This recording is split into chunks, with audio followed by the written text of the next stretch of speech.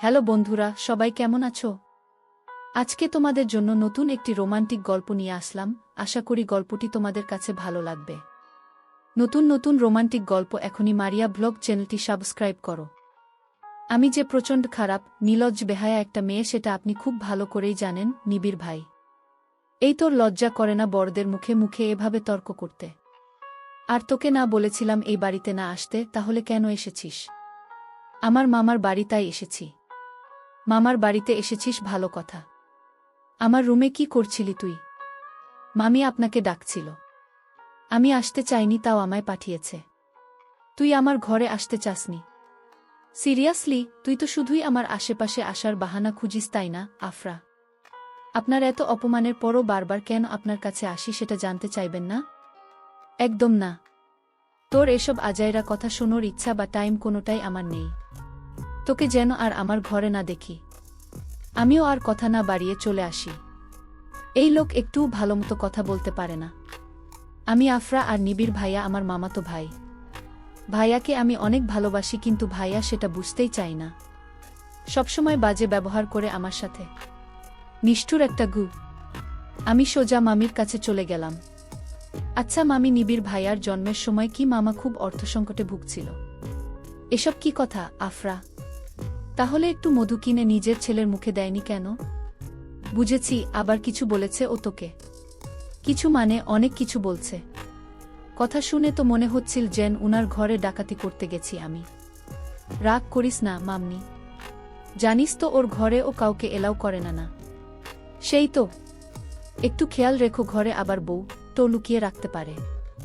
আচ্ছা, আমি বাসায় যাচ্ছি। সে কি এখনই চলে যাবি? বিকেলে গেলে হয় না? না গো, এখানে থাকার মুডটাই নষ্ট হয়ে গেছে। আচ্ছা, সাবধানে যাস। নিবিড় ভাইয়াদের বাসা থেকে এসে মন খারাপ করে বসেছিলাম। ভাইয়ায়ে কেন এমন করে আমার সাথে? মুড ঠিক করার জন্য বিকেলে রাহা আর আরশিকে নিয়ে বাইরে বের হলাম। রাহা হলো আমার প্রাণপ্রিয় বান্ধবী আর আরশি আমার কাজিন। সবাই মিলে ফুচকা খেতে যাব বলে ঠিক করলাম। সাথে টুকটাক কিছু শপিং করব। শপিং শেষ করে তিনজন এসেছি ফুচকা খেতে।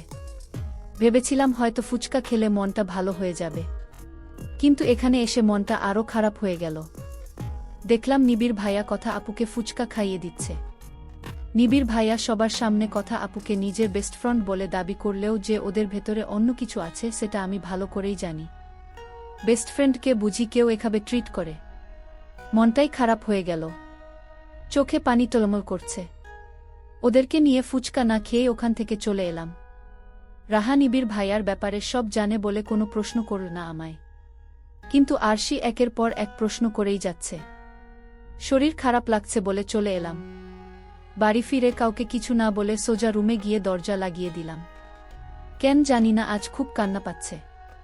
নিবিড় ভাইয়া আর কথা আপুকে আমি আগেও অনেকবার একসাথে দেখেছি, তখনও খারাপ লেগেছে, কিন্তু কেন জানি না আজ কষ্টটা খুব বেশি হচ্ছে।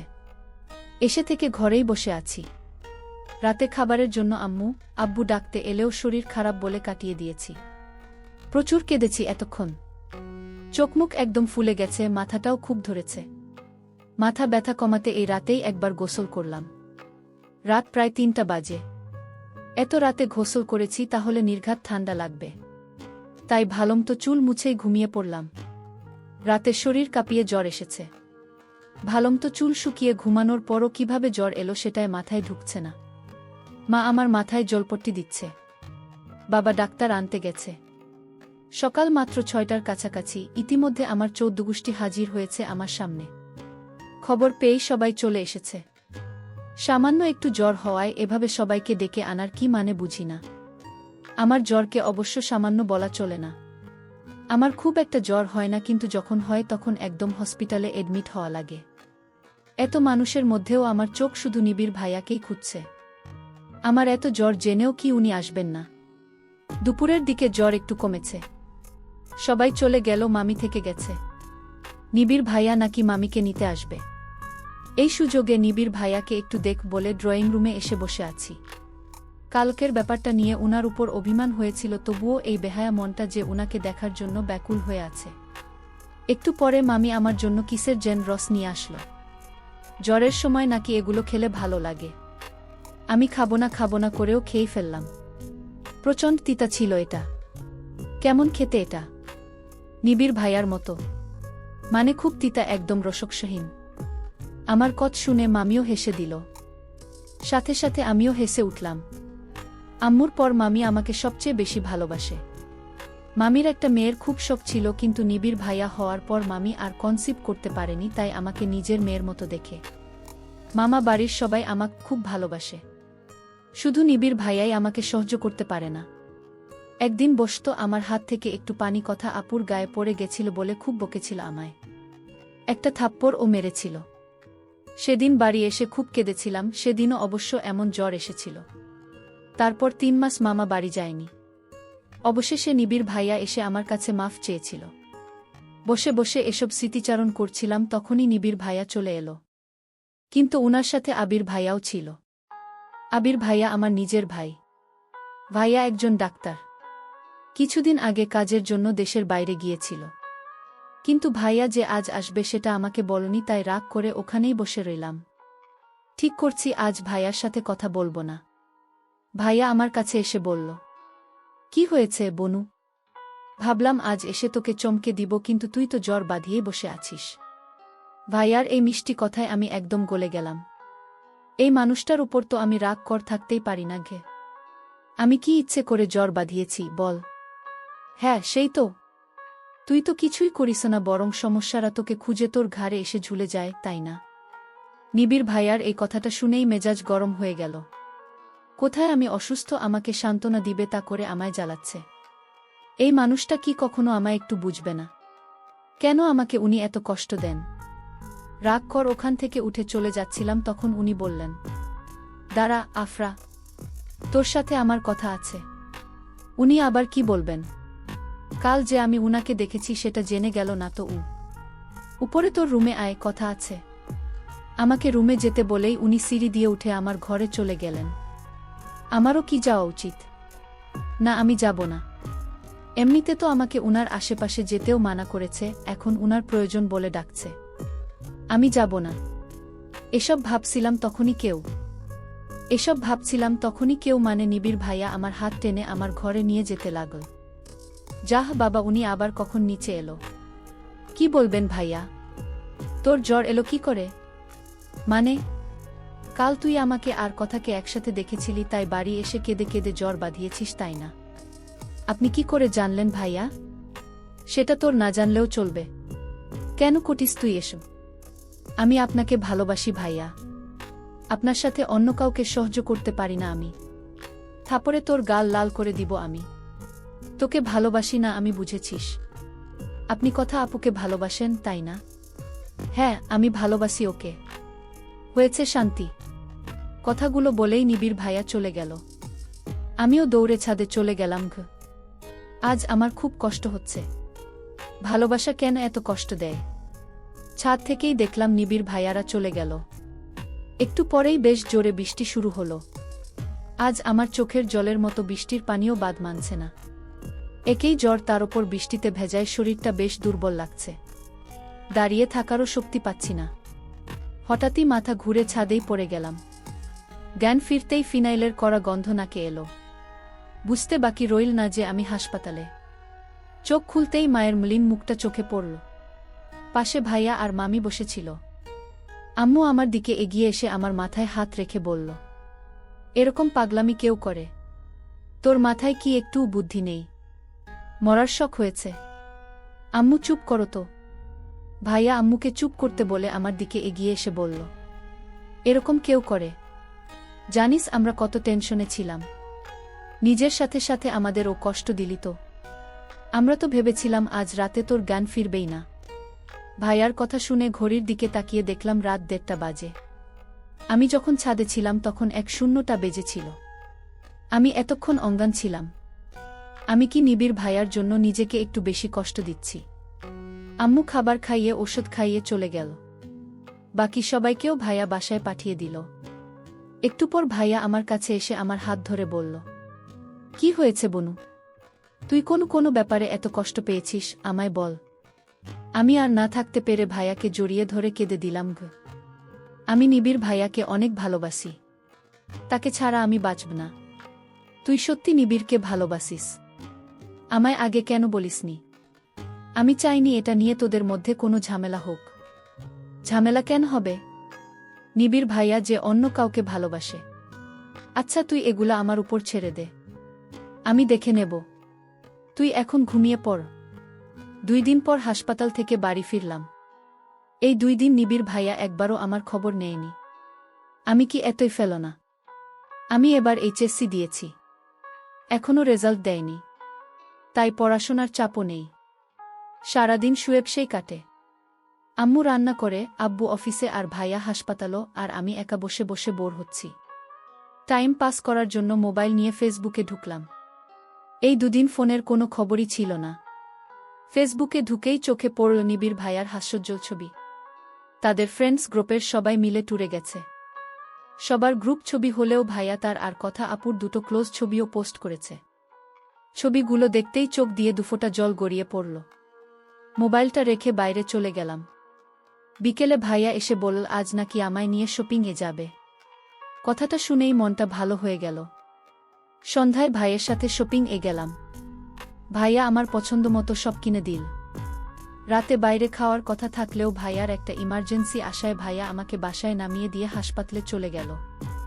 বাসায় এসে দেখি মামি আর নিবিড় ভাইয়া এসেছে। আমাকে দেখে মামি বলল, এই 3 দিনে আমার মেয়েটা কতটা শুকিয়ে গেছে। এই কদিন হাসপাতালে নিশ্চয় ভালো খাওয়া হয়নি। তোর পছন্দের সব রান্না করে নিয়ে এসেছি।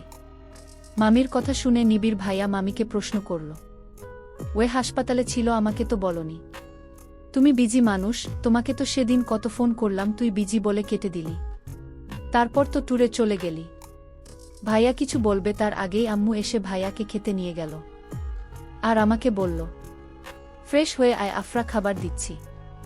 আমি একটা তাচ্ছিলের হাসি দিয়ে চলে এলাম। নিবিড় ভাইয়া তাহলে এতটাই বিজি ছিল কথা আপুর সাথে। ফ্রেশ হয়ে এসে মোবাইলটা হাতে নিয়েই দেখলাম অনেকগুলো মেসেজ এসেছে।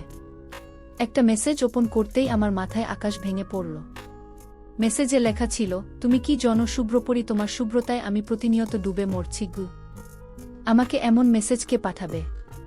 তখনই আম্মুর ডাকাডাকিতে নিচে গেলাম। বাকি মেসেজগুলো আর দেখা হলো না। টেবিলে নিবিড় ভাইয়ের থেকে যথেষ্ট দূরত্ব বজায় রেখে বসেছি। এডমিশনের ব্যাপারে কি ভাবলি আফরা? নিবিড় ভাইয়ার কথায় তার দিকে তাকিয়ে বললাম, এখনো কিছু ভাবিনি ভাইয়া। মাথা থেকে উল্টোপাল্টা সব চিন্তা ঝেড়ে ফেলে পড়ায় মনোযোগ দে। ভাইয়ার কথার কোনো ওর দিলাম না। ভাইয়া যে আমাকে তার কথা ভুলে যেতে বলছে সেটা আমি ভালোই বুঝেছি। চুপচাপ খাওয়া শেষ করে রুমে এসে ঘুমিয়ে পড়লাম। মাঝরাতে হঠাৎই ফোনের শব্দে ঘুম ভেঙে গেল। এত রাতে আমায় কে ফোন করল? ফোনটা ধরতেই কেউ একজন বলল, কেমন আছো শুভ্রপরি? কে আপনি, আর আমার নাম্বার কই পাইছেন, আর এত রাত ফোন করেছেন কেন? আমি তোমার খুব পরিচিত একজন। মানে? গেস কর আমি কে। প্লিজ বলবেন কে আপনি।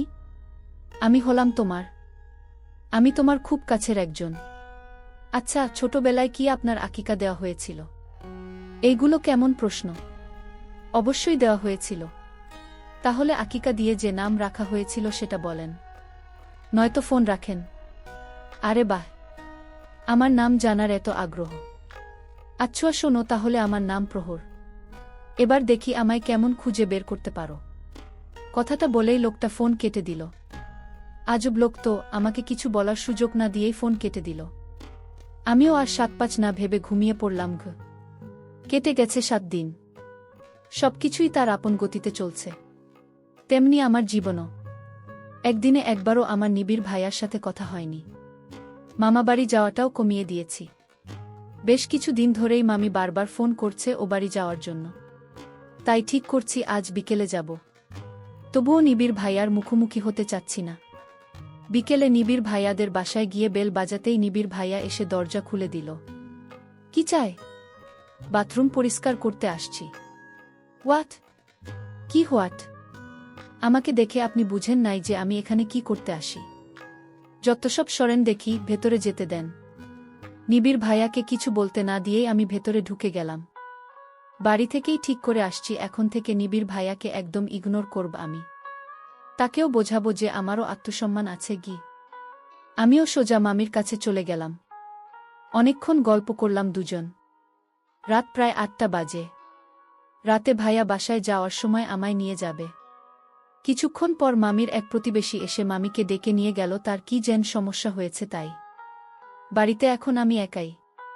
নিবিড় ভাইয়াও আছে তার ঘরে।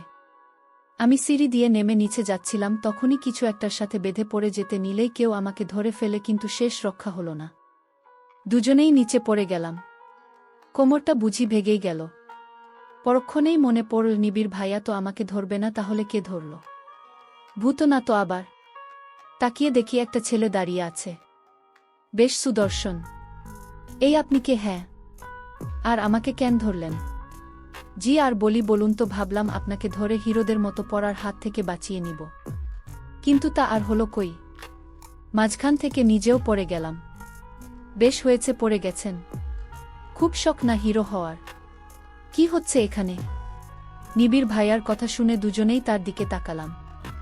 উনি ছেলেটাকে উদ্দেশ্য করে বললেন, প্রহর, ঘরে আয়, কাজ আছে। নিবিড় ভাইয়ার কথা শুনেই মনে পড়ল ওই লোকটার কথা। সেও নিজের নাম প্রহর বলেছিল। গত 7 দিনেও আমার ফোনে এমন অনেক মেসেজ এসেছে, যদিও আমি সেগুলোকে একদম ইগনোর করছি। আচ্ছা, এই লোকটাই কি সেই লোক? না, সেটা কিভাবে সম্ভব? এখানে দাঁড়িয়ে এত কি ভাবছিস, আফরা? মামির কথায় ধ্যান ভাঙল। আচ্ছা মামি, তোমাদের বাড়িতে এসছে ওই ছেলেটাকে? ওহ, প্রহর। ও তো আমার বড় ভাইয়ের ছেলে। ওহ, আমি কেন তাকে আগে দেখিনি? ওরা সবাই তো দেশের বাইরে থাকত, তাই হয়তো দেখিসনি। গতকালই দেশে এসেছে। আচ্ছা, আবিরের আসার সময় হয়ে গেছ, চল তোকে খেতে দিয়ে দেয়। চলো। রাতে ভাইয়ার সাথে বাড়ি ফিরছিলাম, তখন ভাইয়া আমায় জিজ্ঞেস করল, আফরা, তোর সাথে কি নিবিড়ের আর কোনো কথা হয়েছে? না ভাইয়া। আচ্ছা, তোর তো আজকে অফ ডে ছিল, তাহলে হসপিটালে কেন গেলি? তুই ছিলি না তাই। তোকে ছাড়া বাসায় থাকতে আমার একদম ভালো লাগে না। তুই একটা বিয়ে কেন করিসা? বউ থাকলে সব ভালো লাগবে। তুই খুব পেকে গেছিস তাই না? সবই তোর অবদান, তাই বুঝি। আজ শুক্রবার। আজ আমাদের বাসায় মামা আর মামির বড় ভাইদের দাওয়াত করা হয়েছে। মামির বড় ভাই নাকি আব্বুর খুব ভালো বন্ধু ছিল, অথচ আমি কিছুই জানতাম না। সকাল থেকেই খুব বোর হলাম। মামি সকাল সকাল এসেই মায়ের সাথে কাজ করছে, আমাকে কোনো কাজে আমায় হাত লাগাতে দিচ্ছে না, অসুস্থ থাকায়। যদিও অন্য সময়ও কোনো কাজ করি না। পাশেই আরশিদের বাড়ি, তাই ভাবলাম বোর হওয়ার চেয়ে আরশিকে জ্বালিয়ে আসি। আরশিদের বাড়িতে এসে দেখলাম ওর ভাই খুব মনোযোগ দিয়ে কিছু লিখছে। ওর নাম আহির, মাত্র ক্লাস 4-এ পড়ে। কি লিখিস পিচ্ছি? আরে আপনি, তুমি আসছ? একটু সুন্দর করে চিঠিটা লিখে দাও তো। কিসের চিঠি? আরে আমার গার্লফ্রেন্ড রাগ করেছে, তার রাগ ভাঙানোর জন্যই এই চিঠিটা লিখছিলাম। আহিরের কথা শুনে যেন আমি শূন্যে ভাসছি। ছেলে বলে কি? এই ছেলে, বয়স হয় নাই 10 বছর, এখনই গার্লফ্রেন্ড জুটিয়েছিস? হ্যাঁ আপু, আমাদের 2 বছরের রিলেশন। আচ্ছা আপু, আমি যাই, আম্মু ডাকছে। তোমাকেই বললাম, কিন্তু কাউকে বলো না। এখন মনে হচ্ছে জীবনে কি করলাম, জীবনটাই বৃথা। এত বছরে ও নিবিড় ভাইয়াকে পটাতে পারলাম না, আর এদের 2 বছরের রিলেশন। আরশির সাথে খানিকক্ষণ গল্প করে বাসায় এসে গোসল করে নামাজ পড়ে নিলাম। সবাই হয়তো নামাজ পড় আসবে। এদিকে পেটের মধ্যে ইঁদুর দৌড়াচ্ছে। এখন আম্মু জীবনেও খেতে দিবে না, তাই মোবাইলটা নিয়ে বেলকনিতে চলে গেলাম। একটু পরে ঘরে এসে দেখি বিছানায় বেশ সুন্দর একটা প্যাকেট রাখা। সুন্দর কাগজে মোড়া। কিন্তু এটা কে দিল? আব্বু বা ভাইয়া দিল তো আমাকে বলতোই। আমি কি এটা খুলে দেখব? বক্সটা খুলে দেখি একটা কালো জামদানি শাড়ি আর এক জোড়া ঝুমকা। কালো জিনিস বরাবরই আমার খুব পছন্দ, তাই শাড়িটাও বেশ ভালো লাগল। তখনই আমার মোবাইলে একটা মেসেজ এলো, শুভ্রপরি, তোমার শুভ্রতায় কালো রংটা বড্ড মানায়। সবাই তো নীল শাড়ি পরে, তুমি না হয় কালোই পরলে গ। আমার কি গিফটটা নেওয়া উচিত? কে না কে দিয়েছে? আচ্ছা রেখে দি, যদি কখনো তাকে পাই তাইলে ফেরত দিয়ে দিব। মেহমানরা চলে এসেছে। মামির ভাইয়ের বউ বেশ সুন্দর দেখতে, অনেকটা বিদেশিদের মতো দেখতে। উনি আমার দিকে এগিয়ে এসে বলল, বাহ, মেয়েটা তো মাশাআল্লাহ, এমন একটা মেয়েই খুঁজছিলাম প্রহরের জন্য। উনার কথা শুনে আমি অবাক হয়ে আম্মুর দিকে তাকালাম। তখনই